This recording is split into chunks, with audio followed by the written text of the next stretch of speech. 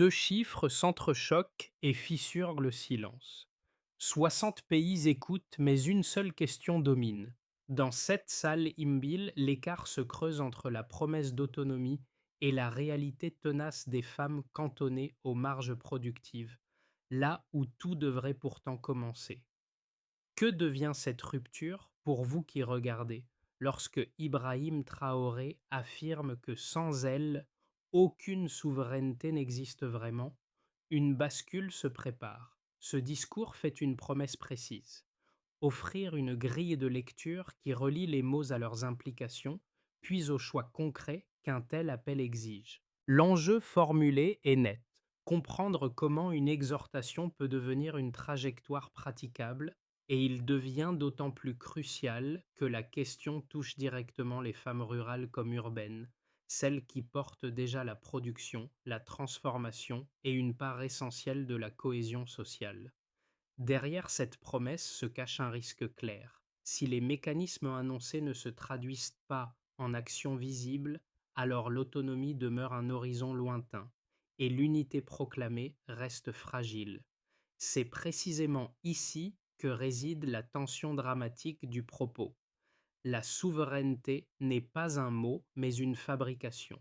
Et si l'on suit ce raisonnement jusqu'au bout, une interrogation s'impose presque d'elle-même. Quelles preuves concrètes peuvent réellement valider ce passage des intentions aux actes? Une question sous-jacente émerge. Et si la réponse se trouvait dans un détail que beaucoup n'ont pas encore remarqué? Deux révélations émergent dès l'ouverture. Le discours ne se contente pas d'énoncer des principes, et les 60 pays présents ne sont pas un simple décor. Elles servent à montrer qu'un appel à l'unité n'a de poids que s'il repose sur une mécanique vérifiable, et c'est précisément ce qu'Ibrahim Traoré expose en filigrane. Le premier nœud du message apparaît dans la tension constante entre ambition et douleur. Le texte associe développement, production et transformation, mais les relie à des images brutales. Enfants qui meurent, industrie décrite comme stagnante, départ risqué vers un avenir censé être possible sur place. Cette juxtaposition n'a rien d'un effet dramatique. Elle sert à expliquer pourquoi l'autonomie n'est pas un idéal lointain, mais une condition de survie économique et sociale. Elle construit également la logique du récit: commencer par les mots, descendre vers les implications, puis atteindre les choix réels que ces mots exigent. Le second nœud vient de l'architecture proposée. Le discours installe un double rail, une ambition continentale: l'indépendance ne peut venir d'un seul pays, et une mécanique concrète: agriculture, transformation, production, distribution, dont les femmes deviennent le pivot. Le texte insiste sur un déplacement du centre de gravité. Ce ne sont plus les marges qui soutiennent la chaîne de valeur, mais celles qui la tiennent réellement, surtout en zone rurale. Cette idée explique pourquoi Ibrahim Traoré revient sans cesse au leadership féminin. Si celles qui produisent, transforment et nourrissent n'obtiennent pas accès à l'eau, à la terre, aux outils et à la formation, alors toute promesse d'unité s'effondre dès le premier maillon. Le troisième nœud structure la suite de l'analyse: l'équilibre délicat entre autonomie proclamée et soutien extérieur jugé indispensable. Le texte affirme qu'on ne peut plus attendre l'aide tout en sollicitant des coopérations internationales. Cette contradiction apparente devient un moteur narratif. Le passage des intentions aux actes dépendra de la façon dont ces deux exigences pourront coexister sans s'annuler. Le discours installe une figure centrale: la femme rurale, non pas comme symbole décoratif, mais comme personnage guide à travers lequel toute la logique devient lisible. Elle représente la zone où se joue la vérité matérielle du message: produire, transformer, approvisionner. Dans cette mise en scène, elle n'est pas seule. Son miroir urbain, l'entrepreneur, forme avec elle une continuité plutôt qu'une opposition. En les rapprochant, Le texte construit une chaîne cohérente qui relie les matières premières au marché intérieur, puis aux circulations plus larges. Dans le premier microcas, la femme rurale apparaît comme pivot silencieux, active du lever au soir. Cultiver, transformer, nourrir. Lorsque l'infrastructure existe, elle peut transformer localement ce qu'elle produit. Lorsque l'accès à l'eau, aux outils ou à la terre manque, toute la chaîne s'interrompt. Ce point n'est pas anodin. Il devient la preuve précoce que les promesses d'industrialisation ne peuvent tenir que si les conditions élémentaires existent réellement. Dans le second micro-cas, l'entrepreneur urbaine apparaît non pour remplacer la rurale, mais pour amplifier son effort. Elle organise la distribution, donne une forme économique à ce qui sort des villages et transforme une activité locale en offre pour le marché intérieur, à condition d'avoir accès au financement, à un environnement favorable et à des mécanismes de soutien. Ces deux figures servent à dévoiler l'impact immédiat que le discours défend. Si la production et la transformation se solidifient dès les premiers maillons, dans les champs, dans les ateliers locaux, alors l'autosuffisance cesse d'être un horizon lointain et devient un mouvement observable. Si la base ne tient pas, tout le projet vacille aussitôt. Avant, le discours parlait d'attente. Après, il tranche. L'attente doit finir. Ce basculement avant-après sert de point d'ancrage à toute la séquence suivante, celle où Ibrahim Traoré fait passer le message d'un registre moral à une mécanique opérationnelle. Le discours prend un tournant avec une nouvelle approche. La scène s'ouvre sur une salle pleine, silencieuse, presque immobile. Il salue, puis nomme le socle, les femmes comme piliers, pas des accompagnatrices, des actrices.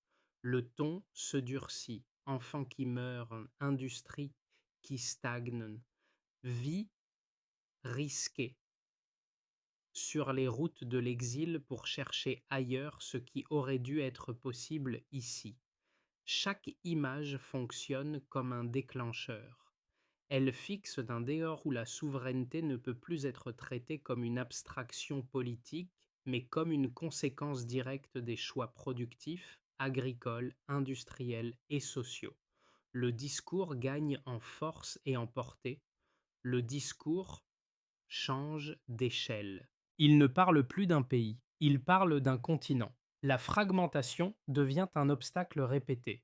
Différences de religion, de langue, de culture, vieilles habitudes de méfiance. Il martèle que l'indépendance ne viendra jamais d'un seul État isolé. Ici, la montée dramatique repose sur une idée unique, l'unité comme condition, pas comme option. Puis vient la clé. Selon Ibrahim Traoré, les femmes peuvent aplanir les conflits, rapprocher des sociétés fragmentées et créer des continuités là où les divisions persistent. Ce n'est pas une formule, c'est un changement de rôle assigné à une force déjà active mais sous-reconnue. Le discours aborde maintenant la mécanique concrète. La scène bascule vers la mécanique. Agriculture, transformation, production, distribution. La chaîne est déroulée comme une route que l'Afrique doit emprunter pour quitter la dépendance. Le cœur du raisonnement apparaît. Si les femmes rurales, celles qui sont au contact direct des ressources, ne peuvent ni produire ni transformer de manière autonome, alors tout le reste s'effondre. La souveraineté dépend de la robustesse du premier maillon. Les défis cachés deviennent évidents. Infrastructures limitées, eaux rares, outils insuffisants. C'est ici que le discours atteint son sommet narratif. Refuser la posture d'assistance, refuser l'attente de l'aide extérieure, refuser la logique où la transformation se fait loin du lieu de production. Il annonce des actions, créer des espaces de production, renforcer la transformation locale, déployer la formation professionnelle, donner accès à la technologie, ouvrir les ressources nécessaires à l'entrepreneuriat. Chaque élément est posé comme une étape d'un processus que l'on peut mesurer sur le terrain. Les réactions se manifestent sous forme de tensions assumées. Les répliques viennent sous forme de tensions assumées. Il affirme ne pas pouvoir le faire seul. Il appelle à la coopération des gouvernements, des organisations internationales, des donateurs, des ONG. L'autonomie proclamée coexiste avec le soutien requis. Cette dualité crée une onde longue. Tout dépendra de la capacité à articuler l'aide sans rediluer la souveraineté recherchée. Puis la séquence s'élargit encore.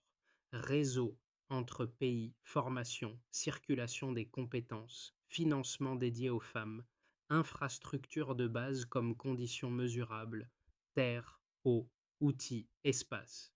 Le choc final est celle clair. Une promesse qui ne descend pas au niveau de la femme rurale n'est qu'un slogan. Et c'est sur ce point que le discours fait reposer l'avenir du projet. Les actions concrètes deviennent le centre du discours. Le discours établit d'abord un point de départ clair. La production rurale fonctionne aujourd'hui dans un cadre fragmenté, dépendant d'infrastructures incomplètes et d'un accès irrégulier aux ressources essentielles. Le delta proposé correspond à un déplacement mesurable. Créer des espaces dédiés, renforcer la transformation locale, structurer un accès au financement et garantir l'eau, la terre et les outils aux femmes qui constituent le premier maillon de la chaîne. Cette bascule du peu vers le possible n'est pas illustrée par des statistiques exhaustives, mais par des indicateurs que l'on peut observer dans la réalité matérielle. Le premier chiffre clé mentionné, 60 pays. Ce chiffre n'est pas décoratif, il fonctionne comme une mesure d'échelle. Il signale que la coopération ne se limite pas à un territoire, mais s'envisage comme un réseau capable de soutenir des femmes activées sur plusieurs segments de la chaîne de valeur. Explication, 11 mots. Ce chiffre décrit une ambition transnationale qui dépasse toute initiative isolée. Le deuxième chiffre essentiel évoqué.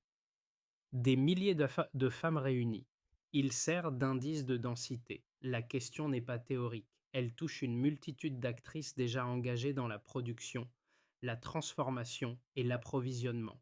Ce nombre crée une base d'observation. Si ces milliers de femmes disposent d'outils et d'accès renforcés, alors la dynamique économique peut changer rapidement. Explication. Innsmouth.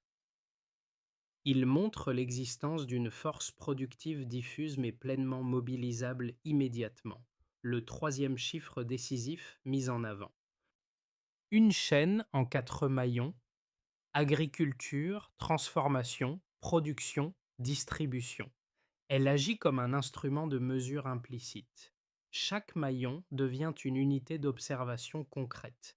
Si l'un d'eux échoue, la souveraineté économique se fissure.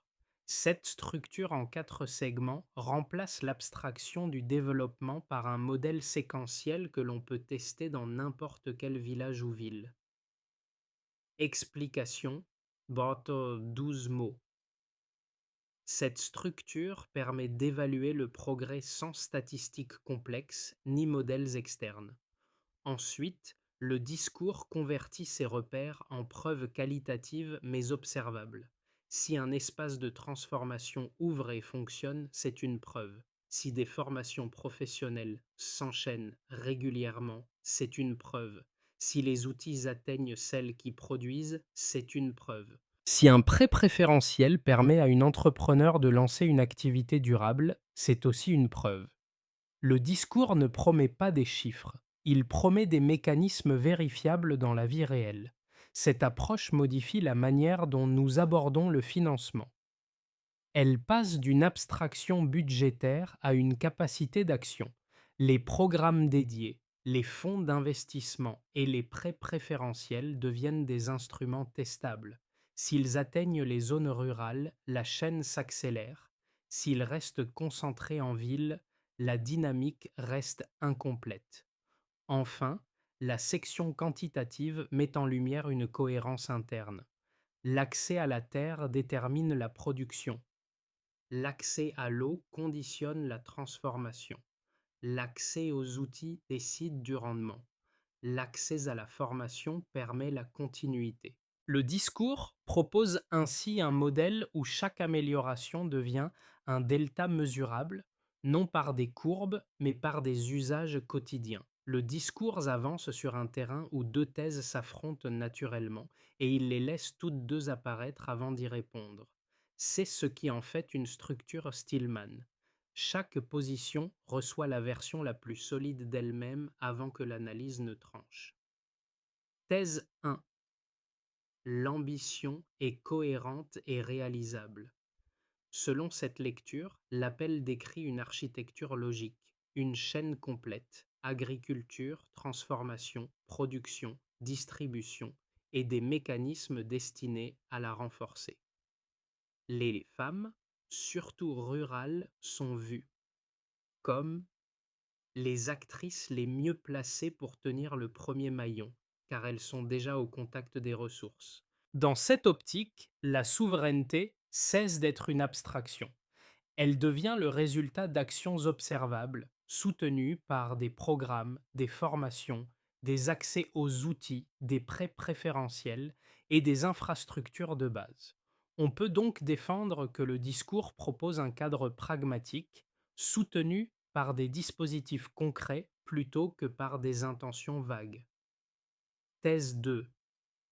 L'ambition repose sur une tension non résolue. Une autre lecture, tout aussi solide, souligne que le discours exige de ne plus dépendre de l'aide extérieure tout en appelant simultanément gouvernements, ONG, donateurs et organisations internationales à élargir les programmes. Cette coexistence crée une vulnérabilité.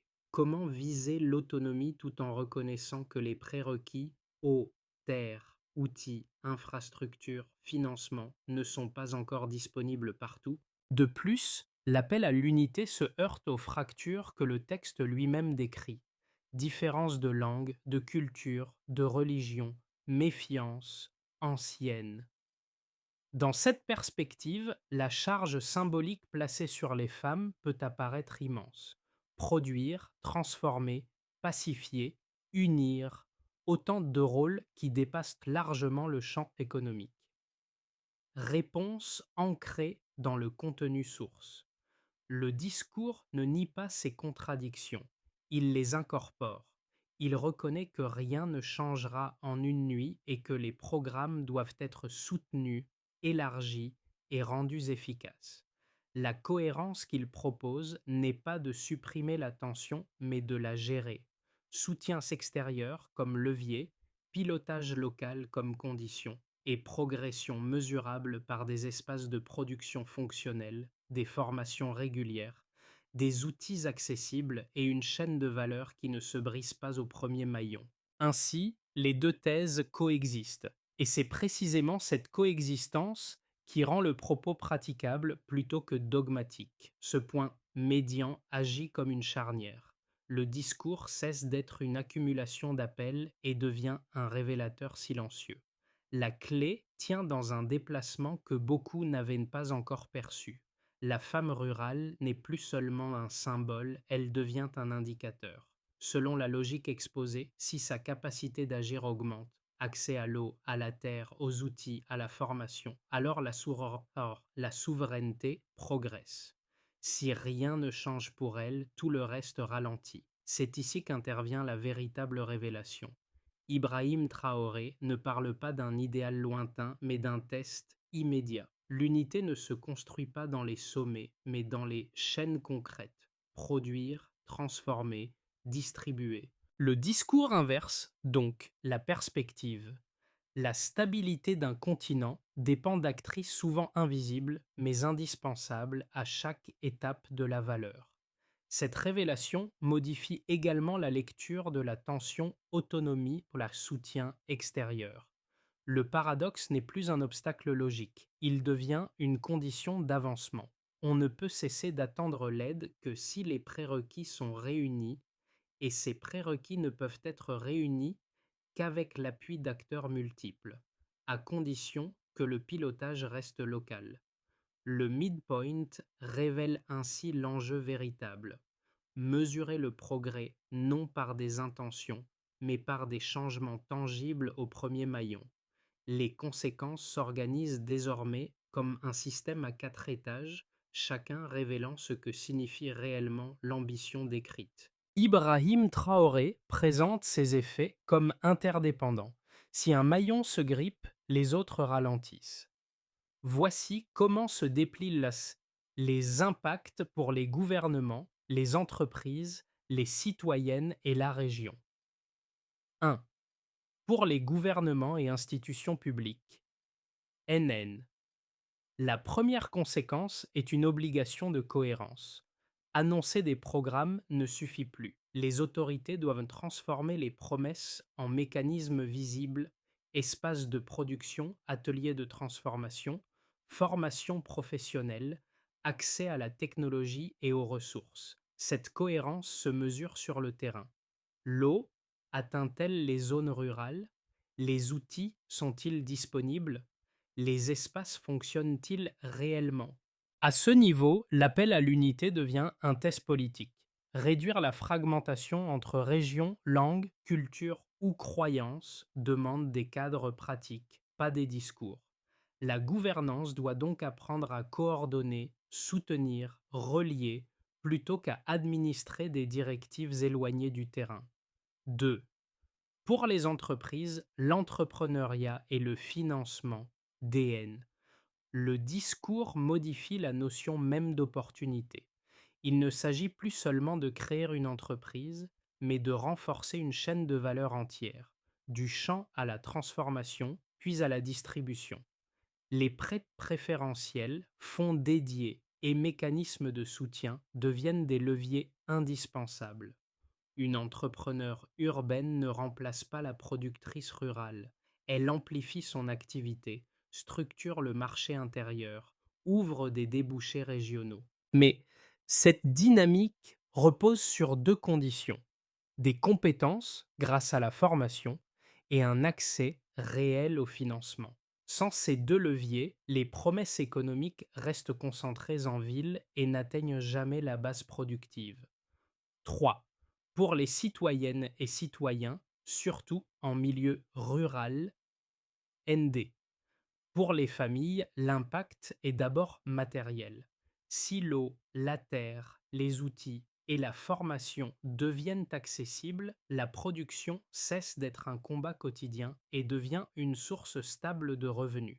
Le travail invisible des femmes gagne en reconnaissance et en légitimité. Cela implique aussi une transformation sociale.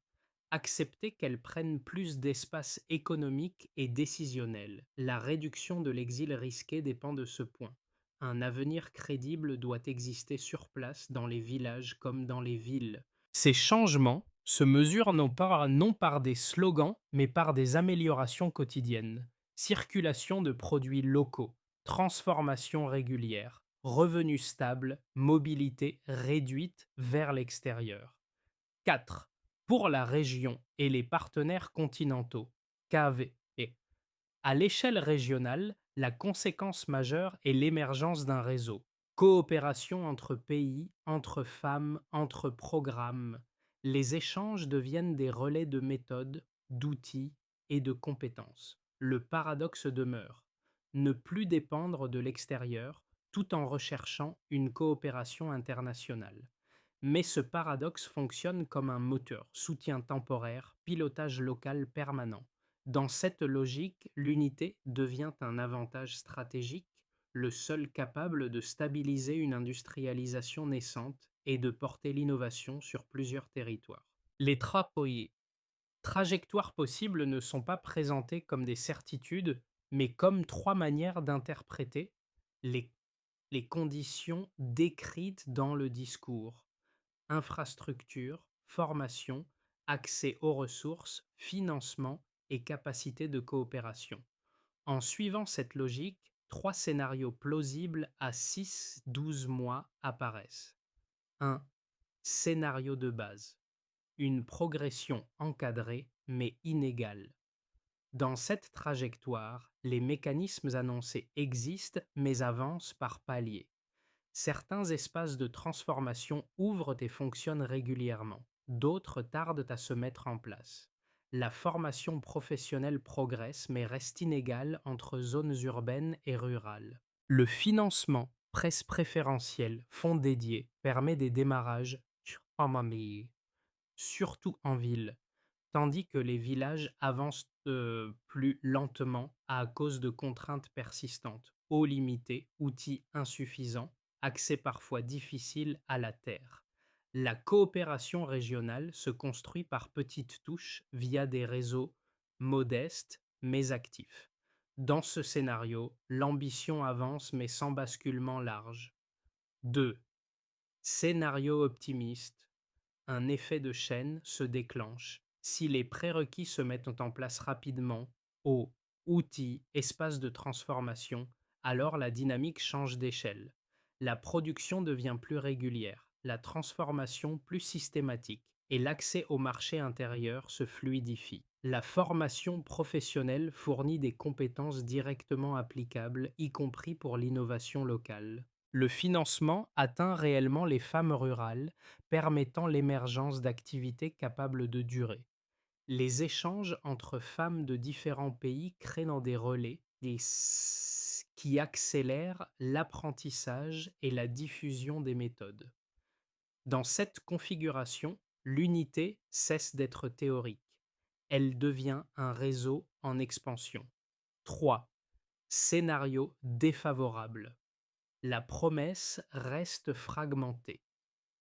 Si les programmes restent surtout déclaratifs, sans ancrage matériel, les écarts se creusent, les infrastructures tardent, l'eau et les outils manquent, les formations restent sporadiques. Les mécanismes financiers existent mais ne touchent pas les zones où les besoins sont les plus forts.